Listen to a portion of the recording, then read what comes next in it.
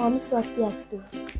Perkenalkan, saya Niwayan Febrianti dengan NIM 181304111, kelas 6A Pendidikan Biologi. Pada video kali ini, saya akan membahas mengenai praktikum pengukuran denyut nadi. Adapun tujuannya ada dua. Yang pertama, mengetahui pengaruh posisi tubuh terhadap denyut nadi. Yang kedua, dapat mengetahui pengaruh aktivitas fisik terhadap denyut nadi. Sebelum ke praktikum, ada baiknya kita mengetahui terlebih dahulu landasan teorinya. Jadi denyut nadi merupakan gambaran denyut jantung yang berada pada lokasi arteri di bawah kulit, serta dapat diraba pada pergelangan tangan dan leher. Kontraksi otot jantung dalam proses memompa darah menghasilkan denyut nadi. Jantung merupakan salah satu organ tubuh yang dianalogikan sebagai pompa berdenyut. Darah memasuki arteri secara terputus-putus sehingga di dalam arteri terdapat tekanan.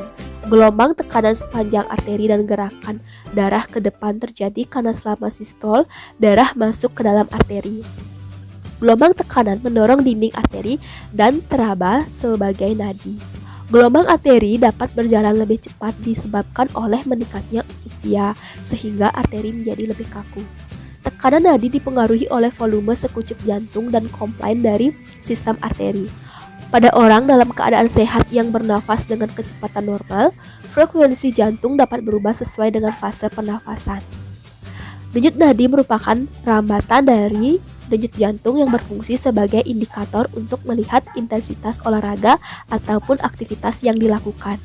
Frekuensi denyut nadi dipengaruhi oleh persarafan jantung. Frekuensi denyut nadi meningkat akibat adanya stimulasi simpatis dan frekuensi denyut nadi akan menurun akibat adanya stimulasi parasimpatis.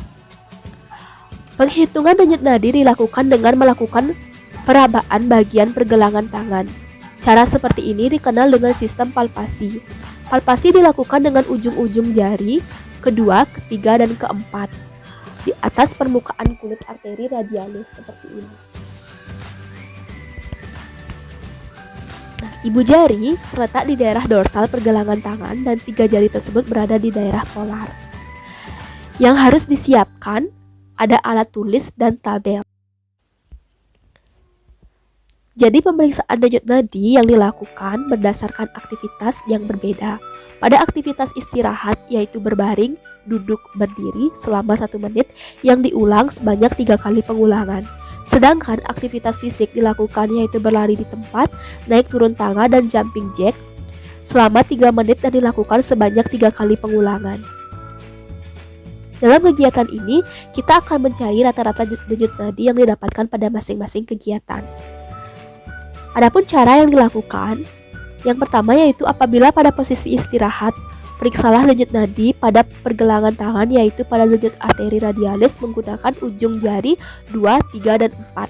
Kemudian, hitunglah jumlah denyut nadi selama 1 menit dan ulangi kegiatan ini sebanyak 3 kali. Dan catat hasil pada tabel yang telah dibuat. Cara berikutnya yaitu pengukuran denyut nadi pada posisi melakukan aktivitas fisik. Hitunglah terlebih dahulu denyut nadi awal sebelum melakukan aktivitas fisik, sehingga kita dapat mengetahui apakah terdapat pengaruh aktivitas fisik yang dilakukan terhadap denyut nadi. Kegiatan ini dilakukan dalam 3 menit dan diulangi sebanyak 3 kali, dan hasil dicatat pada tabel serta dicari rata-ratanya. Adapun hasil yang didapatkan pada posisi berbaring terlentang, rata-rata yaitu 76. Kemudian pada posisi duduk, rata-rata denyut nadi yaitu 82. Dan berdiri rata-rata denyut nadi yaitu 89. Terdapat perbedaan frekuensi denyut nadi antara saat posisi tubuh duduk dan berdiri. Frekuensi denyut nadi saat posisi tubuh duduk lebih lambat dibandingkan saat posisi tubuh berdiri. Begitupun sebaliknya. Hal tersebut disebabkan posisi vertikal tubuh saat duduk dan berdiri, sehingga peredaran darah dipengaruhi oleh gaya gravitasi yang menyebabkan peningkatan nadi dan tekanan darah sebagai akibat sirkulasi. Pada saat duduk maupun berdiri, kerja jantung dalam memompa darah akan lebih keras karena melawan gaya gravitasi, sehingga kecepatan jantung meningkat. Sikap atau posisi duduk membuat tekanan darah cenderung stabil. Hal ini disebabkan pada saat duduk sistem vasokonstriktor simpatis terangsang dan sinyal-sinyal saraf pun dijalankan secara serentak melalui saraf rangka menuju ke otot-otot rangka tubuh, terutama otot-otot abdomen. Keadaan ini akan meningkatkan tonus dasar otot-otot tersebut yang menekan seluruh vena cadangan abdomen, membantu mengeluarkan darah dari cadangan vaskuler abdomen ke jantung. Semakin santai atau rileks kegiatan seseorang, maka semakin sedikit pula denyut jantung yang terjadi. Sebaliknya, semakin berat aktivitas yang kita lakukan, semakin banyak denyut nadi yang terjadi. Adapun hasil yang didapatkan saat melakukan aktivitas, pada posisi naik turun tangga, rata-rata yang didapatkan yaitu 97. Sedangkan pada posisi berlari di tempat, rata-rata denyut nadi 105. Pada posisi jumping jack, denyut nadi rata-ratanya yaitu 113,6. Rata-rata yang didapatkan berbeda. Semakin berat kegiatan yang dilakukan, maka semakin besar pula rata-rata yang didapatkan. Latihan fisik dapat meningkatkan tekanan darah dan denyut nadi. Hal ini diakibatkan karena saat beraktivitas, sel tubuh memerlukan pasokan oksigen dan nutrisi yang cukup untuk melakukan metabolisme sel yang diperlukan dalam menghasilkan energi untuk bergerak.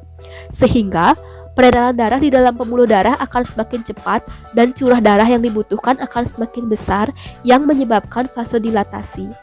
Akibat adanya vasodilatasi pada otot jantung dan otot rangka serta vasokonstriksi arteriol yang menyebabkan arteriol menyempit dan kerja jantung tiap satuan waktu pun bertambah, sehingga volume darah pada arteriol akan meningkat dan tekanan darah denyut nadi pun meningkat.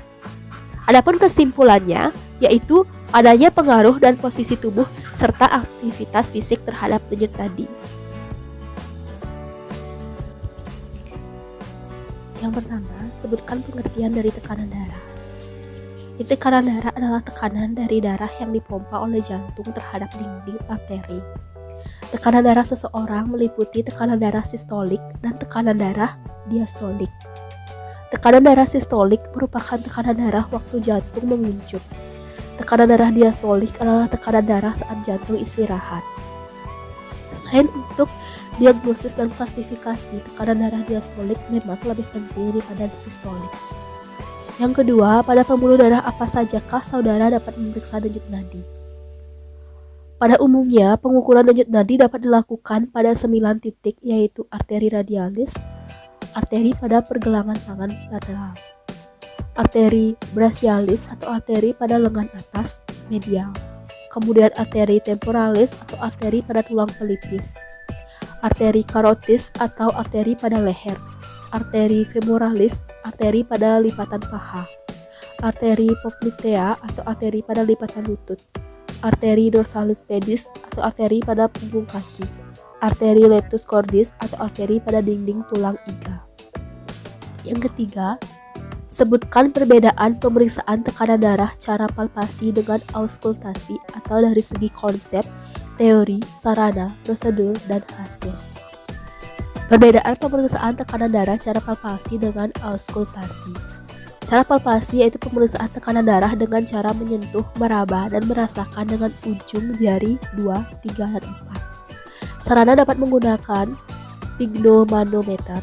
Prosedur dengan cara manset dililitkan pada lengan kanan atas dipompa sambil memegang arteri radialis.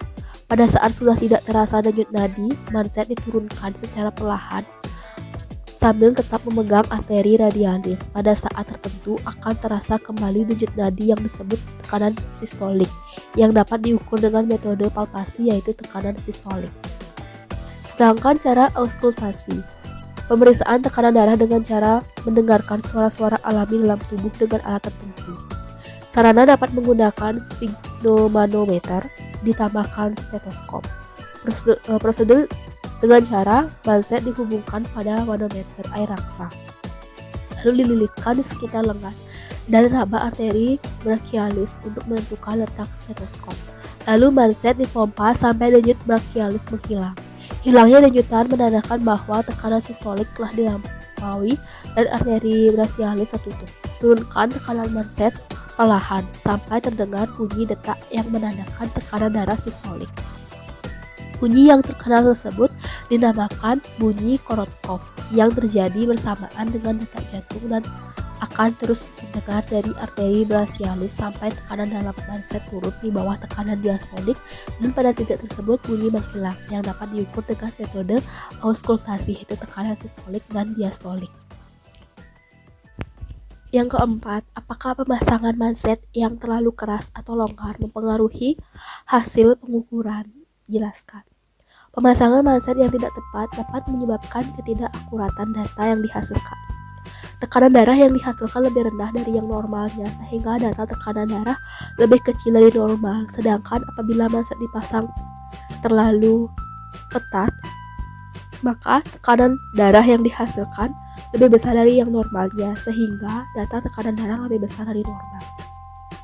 Kelima, mengapa pemeriksaan tekanan darah dilakukan di lengan atas kanan? Jadi pemeriksaan tekanan darah pada posisi lengan kanan atas lebih akurat, sebab jaraknya jauh dari jantung untuk menghindari suasana bising pada saat pemeriksaan dibandingkan pada posisi lengan kiri atas yang dekat jantung lebih bising dan menyulitkan pemeriksaan tekanan darah. Yang keenam, jelaskan mengenai mekanisme mendasari suara Korotkoff. Jadi suara Korotkoff terdapat 5 jenis, yaitu mekanisme sebagai berikut. Bunyi Korotkoff 1. Kontraksi ventrikal menyebabkan aliran darah balik mengenai katup AV. Jadi katup menutup dan membesar ke arah atrium sampai korda tendineal, menghentikan pembesaran ini. Elastisitas korda tendineal dan katup tegang kemudian mendorong darah balik ke ventrikal yang bersangkutan. Nah, peristiwa ini menyebabkan katup bergetar dan menimbulkan turbulensi darah. Getaran kemudian merambat hingga terdengar di stetoskop.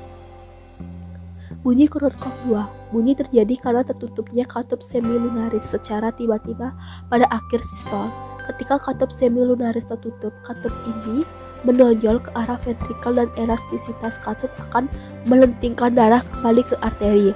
Hal tersebut menyebabkan pantulan yang membolak-balikkan darah antara dinding arteri dan katup semilunaris dan juga antara katup dan dinding ventrikel dalam waktu singkat. Getaran yang terjadi di dinding arteri kemudian dihantarkan terutama di sepanjang arteri.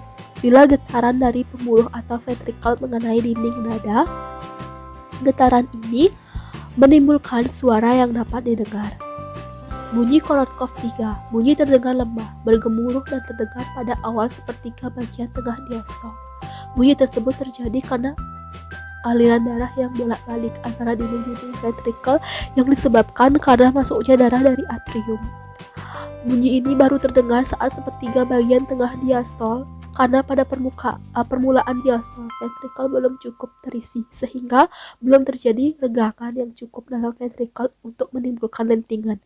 Frekuensi bunyi ini biasanya sangat rendah, sehingga telinga kita tidak dapat mendengarkannya, namun bunyi dapat direkam pada alat fotokardiogram. Bunyi Korotkoff 4. Bunyi timbul saat atrium berkontraksi untuk membawa darah ke ventrikel, sehingga terdengar bunyi getaran. Bunyi Korotkoff 5 digunakan untuk mengukur tekanan diastolik. Yang ketujuh, apakah ada perbedaan antara atlet dan non-atlet dalam hal pemulihan denyut jantung dan tekanan darah setelah latihan? Jadi terdapat perbedaan pemulihan denyut jantung antara atlet dan non-atlet, yaitu pada atlet sering melakukan aktivitas fisik yang dapat membuat otot jantung kuat dan tebal akibat sering dilatih, sehingga mengakibatkan kerja otot jantung efisien dan denyut nadi stabil. Aktivitas fisik presorefleksnya terlatih, sehingga denyut jantung dan tekanan darah menjadi meningkat secara teratur, dan pemulihan tekanan darah dan denyut nadi menjadi lebih cepat. Sedangkan pada non-atlet, karena jarang atau tidak pernah melakukan aktivitas fisik yang dapat membuat otot jantung lemah dan tipis akibat sering jarang dilatih, sehingga mengakibatkan kerja otot jantung keras dan denyut nadi tidak stabil saat tiba-tiba melakukan aktivitas fisik. Non-atlet presorefleksnya tidak terlatih, sehingga denyut jantung dan tekanan darah menjadi meningkat secara tidak teratur, dan pemulihan tekanan darah dan denyut nadi menjadi lebih lama. Yang kedelapan, secara teoritis bagaimanakah pengaruh posisi tubuh terhadap denyut nadi dan tekanan darah? Apakah hasil praktikum saudara sesuai dengan teori, dan apabila tidak sesuai dengan teori, jelaskan mengapa. Jadi, Posisi saat terbaring, duduk, dan berdiri dapat menyebabkan perbedaan tekanan darah dan denyut nadi. Jadi posisi tubuh sangat berpengaruh terhadap denyut nadi dan tekanan darah. Ketika berbaring, maka jantung akan berdetak lebih sedikit karena tubuh sedang posisi rileks dibandingkan saat sedang duduk atau berdiri. Hal ini karena ada efek gravitasi bumi.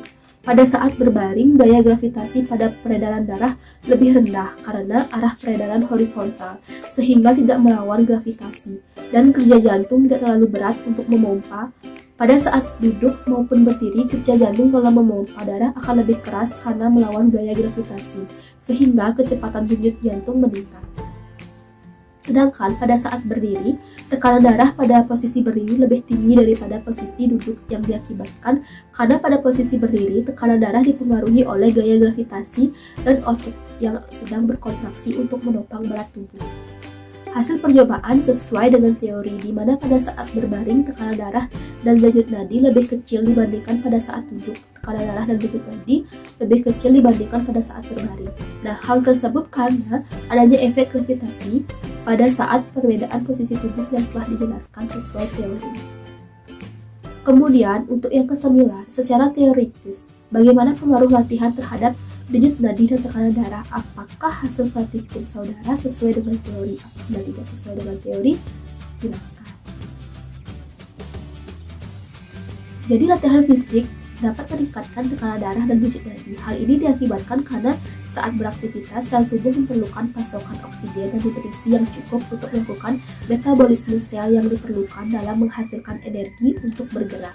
Sehingga peredaran darah di dalam pembuluh darah akan semakin cepat dan curah darah yang dibutuhkan akan semakin besar yang menyebabkan vasodilatasi. Akibat adanya vasodilatasi, maka otot jantung dan otot rangka serta vasokonstriksi arteriol yang menyebabkan arteriol menyentuh dan kerja jantung tiap satuan waktu pun bertambah, sehingga volume darah pada arteriol akan meningkat dan tekanan darah dan denyut nadi pun meningkat. Yang ke-10, faktor yang mempengaruhi tekanan darah. Jadi ada beberapa faktor yang mempengaruhi tekanan darah. Usia, resiko mengalami tekanan darah tinggi atau rendah dapat meningkat seiring bertambahnya usia, khususnya itu pada orang-orang berusia di atas 65 tahun. Kemudian jenis kelamin, faktor yang mempengaruhi tekanan darah lainnya adalah jenis kelamin. Pria ditemukan lebih cenderung mengalami tekanan darah tinggi daripada wanita. Kemudian genetik, peluang mengalami tekanan darah tinggi dipengaruhi oleh faktor genetik karena hipertensi biasanya dapat menurun di keluarga. Kemudian adanya obesitas atau berat badan berlebih. Obesitas atau memiliki berat badan berlebih dapat meningkatkan risiko kenaikan tekanan darah dan penyakit kardiovaskular karena ada sistem tertentu di tubuh yang teraktivasi. Nah, sistem ini akan meningkatkan tekanan darah. Kemudian konsumsi garam. Konsumsi garam berlebih adalah salah satu faktor yang mempengaruhi tekanan darah tinggi. Sodium dapat memicu penyerapan air dalam tubuh yang meningkatkan tekanan darah. Adanya konsumsi potasium. Konsumsi kadar garam berlebih dan potasium yang kurang adalah resep jitu untuk terjangkitnya hipertensi. Nah, potasium dapat membantu menurunkan tekanan darah dengan menyeimbangkan efek buruk dari garam. Adanya konsumsi alkohol. Minuman alkohol sebenarnya sah-sah saja, hanya saja perlu mengatur takaran yang dikonsumsi. Minum alkohol secara berlebih dalam sehari-hari menjadi merusak jantung serta pembuluh darah dan meningkatkan kemungkinan terkenanya hipertensi. Kemudian adanya aktivitas fisik. Kurangnya aktivitas fisik dapat menjadi salah satu faktor yang mempengaruhi kemunculan tekanan darah tinggi. Nah, yang terakhir yaitu merokok. Merokok adalah salah satu faktor yang mempengaruhi tekanan darah dan dapat memicu penyakit jantung. Hal ini karena tembakau dapat merusak dan mempersempit dinding pembuluh darah arteri. Soal yang ke-11, apakah tekanan darah tinggi dan tekanan darah rendah itu berbahaya? Jelaskan. Jadi tekanan darah tinggi dapat menyebabkan stroke dan penyakit jantung. Tekanan darah yang tinggi pada pembuluh darah akan menimbulkan kelainan detak pada jantung, yang akan menimbulkan gangguan kontraksi pada jantung yang menyebabkan seseorang dapat sesak nafas karena sirkulasi oksigen dan karbon dioksida tidak seimbang. Apabila dalam pembuluh darah terdapat sumbatan serta tekanan darah tinggi, dapat menyebabkan stroke dan serangan jantung. Dapat juga mengalami kebutaan karena pecahnya pembuluh darah pada mata. Dan yang lebih parah, pecahnya pembuluh darah yang paling vital adalah pembuluh darah otak, sehingga dapat menyebabkan kematian. Tekanan darah rendah dapat menyebabkan pusing, sakit kepala, dan lemas akibat pasokan darah yang membawa asupan nutrisi serta oksigen yang menuju ke otak sangat sedikit dan juga berkurang drastis, sehingga otak menjadi sulit bekerja. Pasokan darah yang membawa oksigen dan nutrisi untuk metabolisme ke sel seluruh tubuh juga berkurang karena tekanan darah yang dapat menyebabkan fungsi serta kerja organ tubuh menjadi tidak optimal. Dalam jangka panjang, darah rendah dapat menyebabkan terjadinya kegagalan fungsi organ-organ penting. Misalnya dapat menyebabkan gagal ginjal, jantung, dan juga berbagai organ penting lainnya. Dan kemungkinannya dapat menyebabkan kematian. Sekian kegiatan yang dapat saya sampaikan. Semoga bermanfaat. Sampai jumpa pada video-video berikutnya. Saya tutup dengan Prana Santi. Om Santi, Santi, Santi.